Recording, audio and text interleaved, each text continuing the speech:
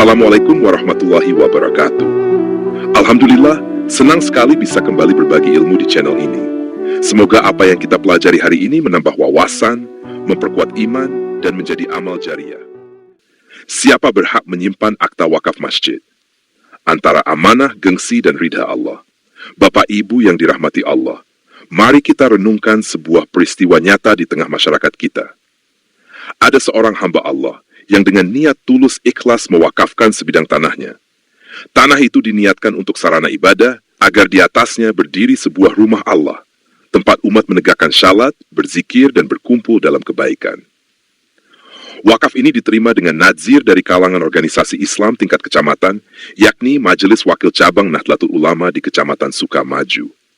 Seiring berjalannya waktu, masyarakat setempat dengan penuh semangat gotong royong akhirnya membangun sebuah masjid di atas tanah wakaf tersebut. Masjid itu mereka beri nama Masjid Al-Hikmah. Namun, di dusun itu sudah lama berdiri sebuah masjid lain yang lebih dahulu ada, yaitu Masjid Jami Al-Kautsar. Disinilah kemudian muncul dinamika. Pengurus Masjid Jami Al-Kautsar merasa bahwa karena masjid mereka lebih dahulu berdiri, maka semua masjid atau musyalah yang ada di dusun itu seakan-akan berada di bawah binaan mereka. Maka mereka pun merasa berhak menyimpan akta wakaf dari masjid-masjid yang lain, termasuk akta wakaf Masjid Al-Hikmah.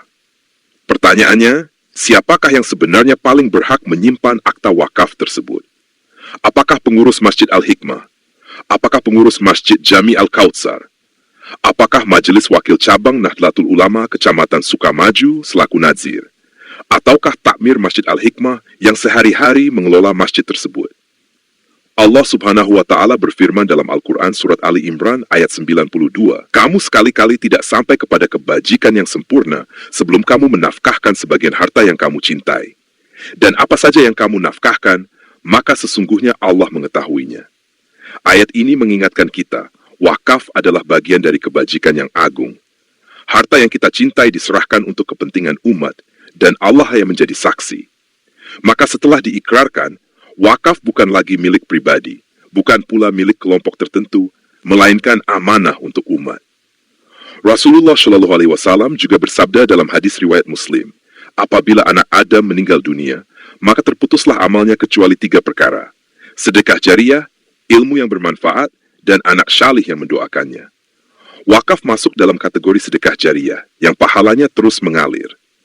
Karena itu pengelolaan wakaf harus hati-hati, jangan sampai bercampur dengan kepentingan pribadi, kelompok, atau bahkan persaingan antar masjid. Dalam pandangan hukum negara, wakaf diatur oleh Undang-Undang Republik Indonesia Nomor 41 Tahun 2004 tentang wakaf.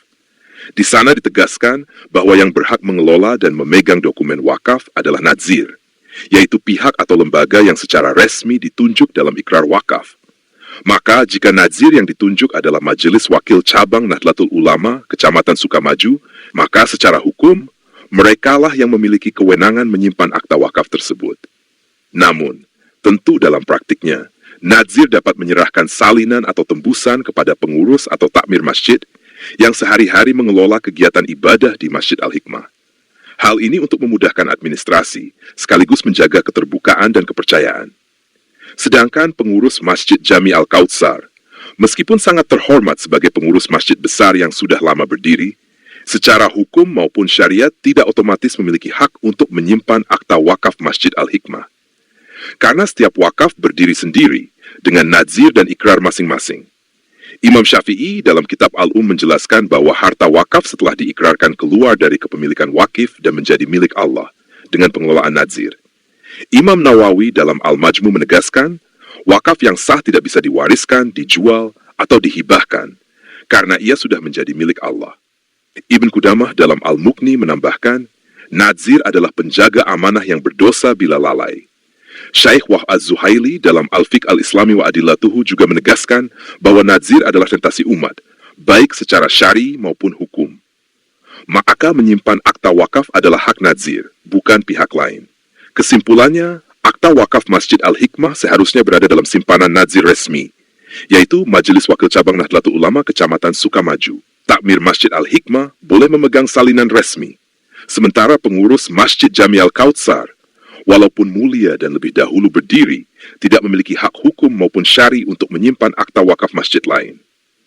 Bapak Ibu yang dimuliakan Allah, dari kisah ini kita belajar bahwa wakaf adalah amanah. Amanah tidak boleh dicampur dengan ambisi atau gengsi. Amanah harus dijaga dengan keikhlasan, sebab yang kita cari bukanlah kehormatan di hadapan manusia, melainkan ridha Allah Subhanahu wa Ta'ala. Allah berfirman dalam Al-Quran, Surat An-Nisa ayat 58, "Sesungguhnya Allah menyuruh kamu menyampaikan amanat kepada yang berhak menerimanya. Maka marilah kita serahkan amanah wakaf ini kepada yang berhak, sebagaimana perintah Allah." Refleksi praktis untuk kita, saudaraku. Jangan sampai rumah Allah yang seharusnya menjadi pusat kedamaian, malah menjadi sumber perselisihan. Jangan sampai masjid yang mestinya mempersatukan, justru memecah belah hanya karena masalah dokumen atau gengsi. Mari kita renungkan, jika yang diperebutkan adalah kehormatan di hadapan manusia, maka itu fana. Tetapi jika yang kita jaga adalah amanah dan ridha Allah, maka pahalanya abadi. Masjid Al-Hikmah, Masjid Jami Al-Kautsar, dan masjid-masjid lainnya bukanlah milik kelompok tertentu. Semua adalah milik Allah, tempat hamba-hambanya bersujud. Yang harus kita perebutkan bukanlah akta, melainkan siapa yang paling ikhlas menjaga amanah Allah. Mudah-mudahan hati kita dilembutkan, niat kita diluruskan, dan langkah kita selalu berada di jalan ukhuwah dan ridha Allah Subhanahu wa Ta'ala. Terima kasih sudah nonton sampai akhir. Semoga kajian ini bermanfaat. Silakan disebarluaskan kepada saudara dan sahabat kita, agar cahaya nasihat tidak berhenti di satu tempat. Harapan kami, semoga hati kita senantiasa tergerak untuk memperbaiki diri, menebar manfaat, dan menyiapkan bekal terbaik untuk kehidupan abadi di akhirat.